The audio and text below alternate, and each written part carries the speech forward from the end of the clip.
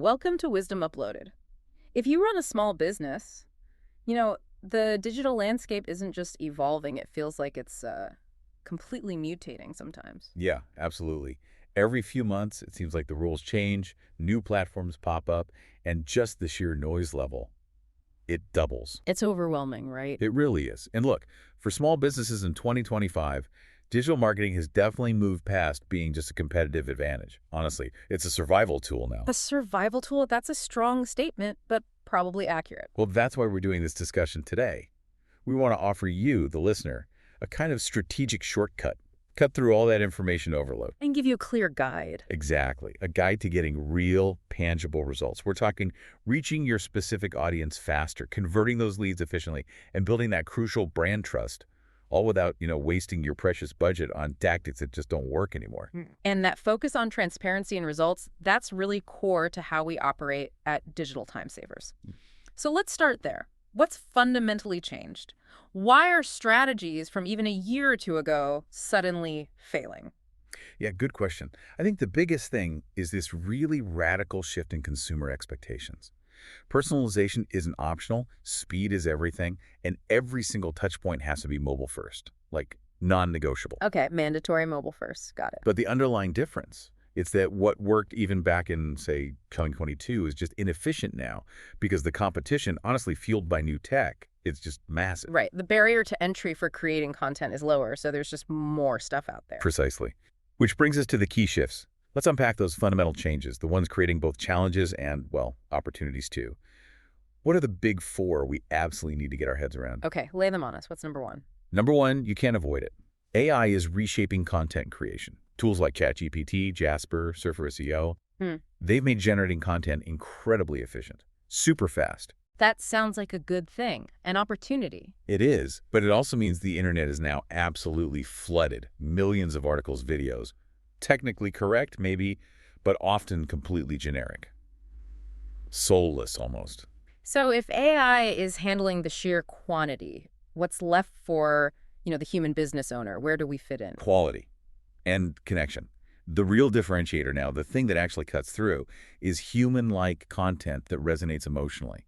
Content that shows your genuine expertise, your unique voice. So authenticity becomes the premium. Exactly. That niche, authentic voice is the only thing that truly stands out in that AI flood. And that actually leads nicely into the second major shift. Privacy and tracking are radically changing. The data side. Tell us more about that. What's happening there? Well, you've probably heard about third-party cookies disappearing, right? All right. Plus all the tightened data privacy rules on platforms like Google and Meta. It means businesses just can't rely on that easy, sometimes creepy, generic retargeting anymore. Okay, so that old way is out. What's the solution? It's forcing everyone, well, the smart ones anyway, to rely much more heavily on first-party data. First party, meaning the data you collect yourself, directly from your customers. Exactly. Think about it like this.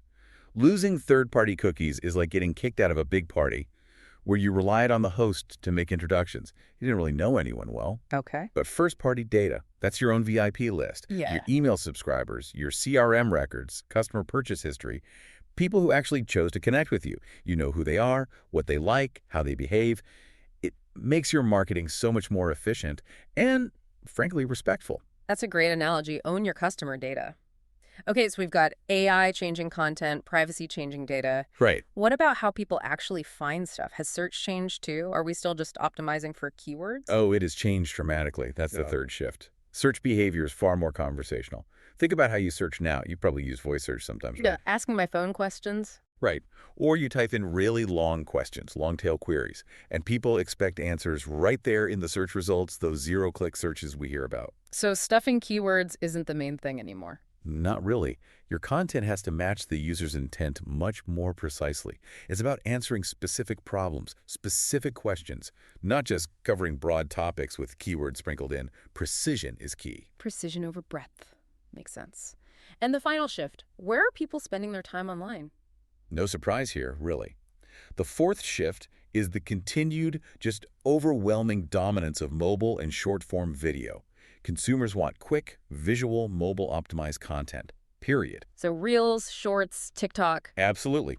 If your business isn't actively creating for those platforms and, crucially, ensuring your own website's user experience, the UX, is flawless on a smartphone, Well, you're losing attention. You're losing potential customers to businesses that are mobile first. Wow. Okay, so summing that up. AI means more noise, privacy means owning your data, search means understanding intent, and platforms mean mobile video. The big takeaway seems to be small businesses have got to be agile, authentic, and really strategic to cut through. You nailed it. Agility, authenticity, strategy. That's the game now. All right, this brings us to the core of it then. Based on everything we're seeing, all the market data, out of the hundreds of things a business could do, what are the absolute must-haves, the, let's say, 8 core strategies that actually drive results in 2025? Right. We've boiled it down to 8 proven strategies that small businesses really need to utilize for success. Let's start with the foundation, the long game. Okay. Strategy 1. SEO still dominates long-term growth. Yes, search is conversational, but optimizing is still absolutely necessary. So how do we optimize now? You focus on local terms, if that applies to you. Definitely optimize for FAQs, those question-based searches, and target those long voice search phrases we just talked about. And crucially, maintain an active blog. Mix it up. Some evergreen content, the foundational stuff that's always relevant, and some timely, trend-driven pieces to capture that immediate interest. Right. SEO builds that sustainable traffic over time. But okay, what if a small business needs results, like next week? Where should they put their money for the fastest ROI? Good question. That brings us straight to strategy 2. Paid advertising equals the fastest ROI. But you need surgical precision here. How so? Use Google ads for those high-intent buyers, the people actively typing emergency plumber near me or buy running shoes size 10. They're ready to buy now. Okay, Google for immediate intent. What about social ads? Use meta ads, so Facebook and Instagram, primarily for building awareness and for really effective remarketing, showing ads to people who've already visited your site or engaged with you. And managing these campaigns, they can get complex, right? They can. That's why you need to lean heavily on the platform's automation features. Things like Performance Max on Google and Advantage Plus campaigns on Meta. Ah, the AI-driven campaigns. Exactly. These systems basically manage and optimize your ad placements across tons of different spots automatically. They're a bit complex to set up initially, I won't lie, but once they're running, they save massive amounts of time and often, honestly, get better results than trying to micromanage everything yourself. Okay, that's good to know. Let the machines help. You mentioned local terms with SEO earlier. How vital is that specific local focus? Oh, it's absolutely critical. Yeah. Mandatory, really. Which is strategy 3. Local SEO is critical. If you have any kind of physical location or service area, you have to claim and fully optimize your Google business profile. What does fully optimized mean there? Accurate hours, clear service descriptions, good photos, lots of them. And reviews. You need a system to consistently collect reviews. Make it part of your process with every customer. And don't forget local directories and having dedicated location pages on your own website if you have multiple spots. Got it. Build that local trust. Okay, foundation laid. Now, moving up the funnel a bit, once we get someone's attention, maybe they visit the site, how do we keep them engaged without relying on that disappearing third-party data? That's where strategy 4. Email marketing and automation comes in. This is your first-party data goldmine. The email list. Still important. More important than ever. But you can't just blast everyone with the same message. You need to build segmented lists. Group people based on what they do on your site, what they've shown interest in. So personalization again. Always. And then implement automated sequences. Welcome emails for new subscribers. Targeted offers based on browsing behavior, maybe reactivation campaigns for people who've gone quiet. Tools like Klaviyo, MailChimp, ConvertKit. They make this really accessible now, even for small teams. It's funny how everything new AI video keeps leading back to that reliable old email list. It provides stability and direct connection you just can't get anywhere else. Okay, now let's tackle maybe the biggest potential time sink of them all, social media. Yes. Okay, do we really need to be on 6 different apps posting 10 times a day? It feels impossible. Absolutely not. Please don't. That's strategy 5. Social media means focusing on depth, not presence everywhere. Seriously. Pick only 1 or 2 channels. Just 1 or 2? Yes. The ones where your target audience genuinely hangs out and engages. Yeah. Then focus your energy there. Use the dynamic formats, reels, stories, carousels. Those get better organic reach typically. Okay, focus is good. What else? Here's the crucial bit. Combine your organic efforts with paid social boosts for your best performing content. Don't let an amazing video or post die after only 100 organic views. If it's resonating, put a little budget behind it to amplify it. But isn't there a risk there? Like, what if we miss out on the next big thing? Shouldn't we at least have a placeholder account everywhere, just in case? Ah, the classic FOMO fear of missing out. Mhm. Look, maintaining a minimal presence usually just equals zero engagement and wasted effort. Small businesses simply don't have the bandwidth, the time, the money, the creative energy to do 4 or 5 platforms well. So it's better to be great on one platform than mediocre on 5. Absolutely. If you focus your energy and budget on, say, 1.5 platforms, maybe one main one, and experimenting lightly on a second, your content quality will be higher, you'll be more consistent, and you actually stand a chance of building a real community. The data we see consistently shows better conversion rates from focused depths, not scattered breadth. Okay, focus and amplify. That makes sense. And that ties right into content creation itself, which you've listed as strategy 6. Correct. Content marketing and short-form video. It's about building authority by being genuinely helpful. Yes, blog posts still matter for SEO and depth, but you must leverage short-form video. YouTube Shorts, TikTok, Instagram Reels. And just keep churning out new stuff. Not necessarily churn. Emphasize repurposing. Turn one long blog post into 5 short video tips. Turn a customer testimonial into an engaging reel. Turn a webinar into several clips. Make your content work harder for you. Repurposing. Smart. What kind of videos work best? Think practical applications. Answering frequently asked questions. FAQs on video is huge. Showing behind-the-scenes glimpses builds connection. Doing detailed product or service demonstrations builds trust. I like that, making content work harder, not just creating more. Okay, what about leveraging other people's audiences, influencers and such? Yep, that's strategy 7, influencer and UGC, user-generated content.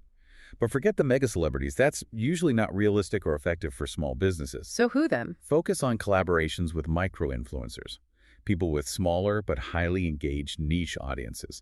Especially look for local influencers if you're a local business. Their engagement rates are often way higher, like 3 times higher in some cases we've seen. Micro-influencers. Okay. And UGC? User-generated content. This is powerful.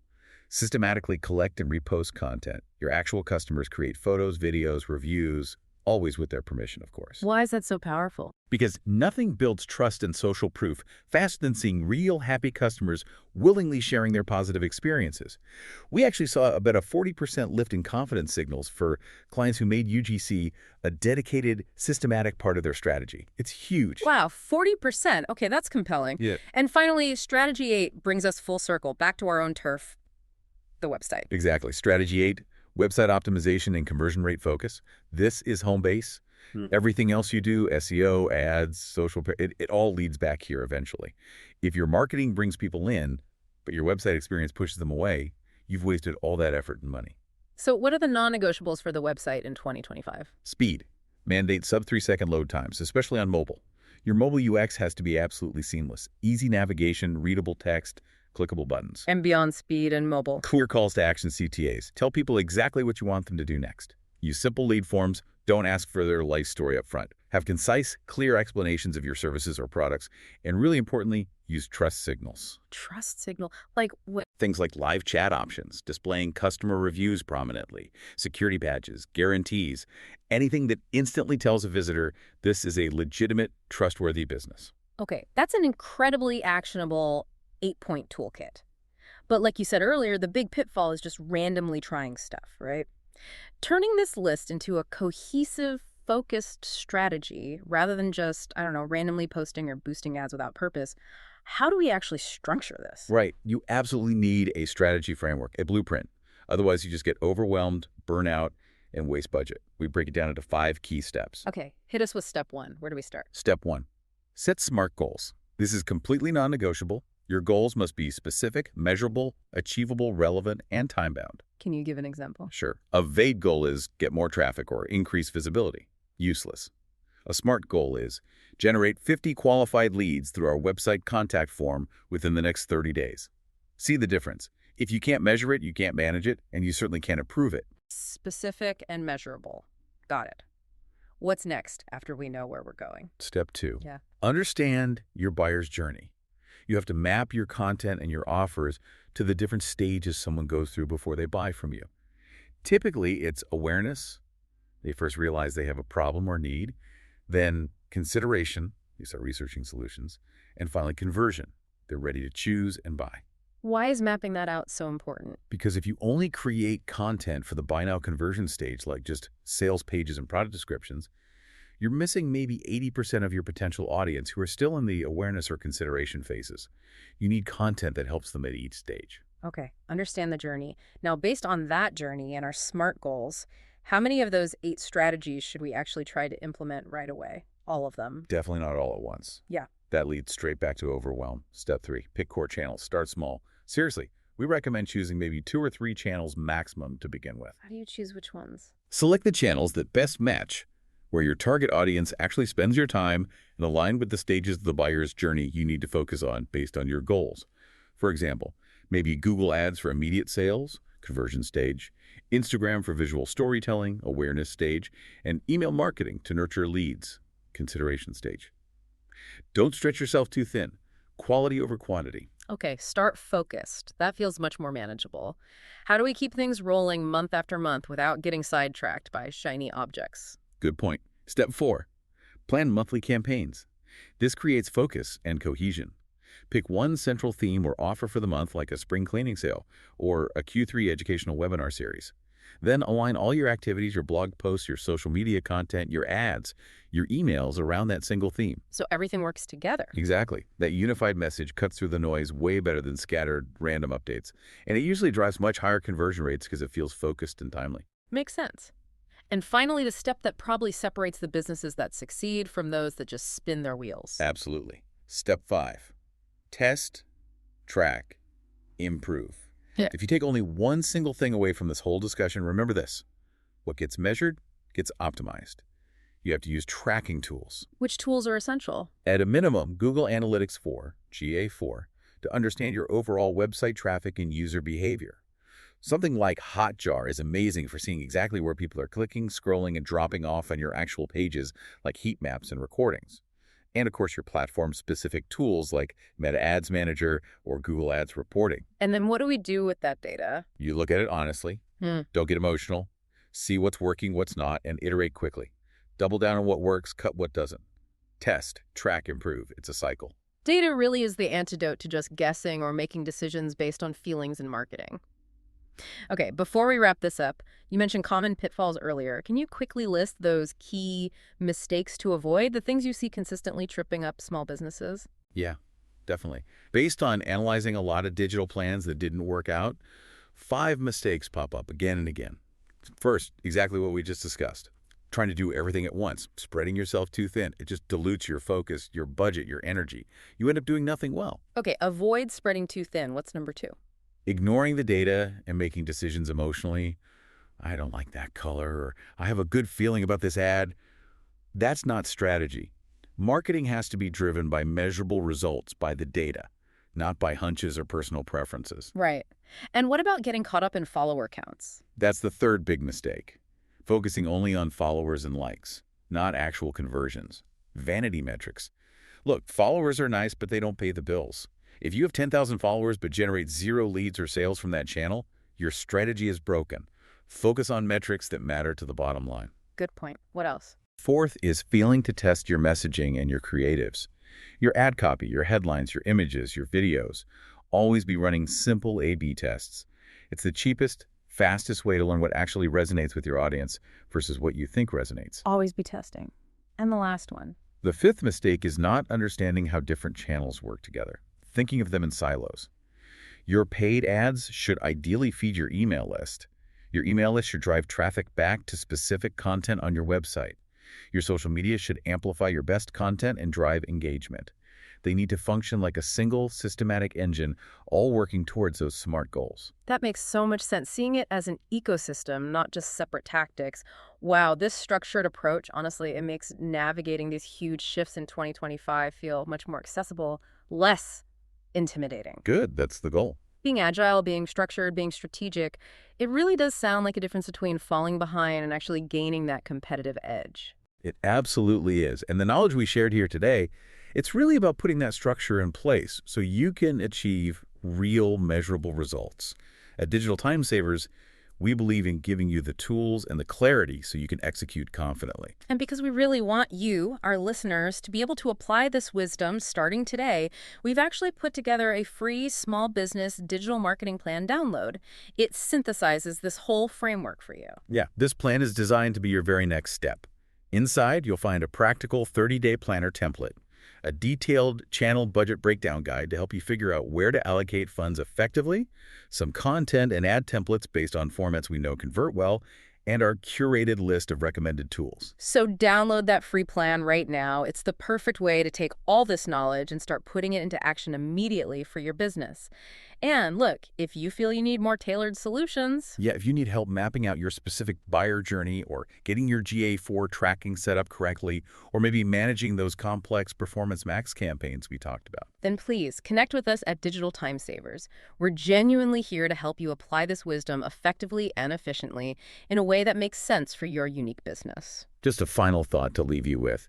If AI is making basic content creation almost free and incredibly efficient, what's the real cost, moving forward, of not investing in developing and showcasing your unique human voice, your authentic expertise, and building real connections? Answering that question, that's what will really determine success in 2025 and beyond.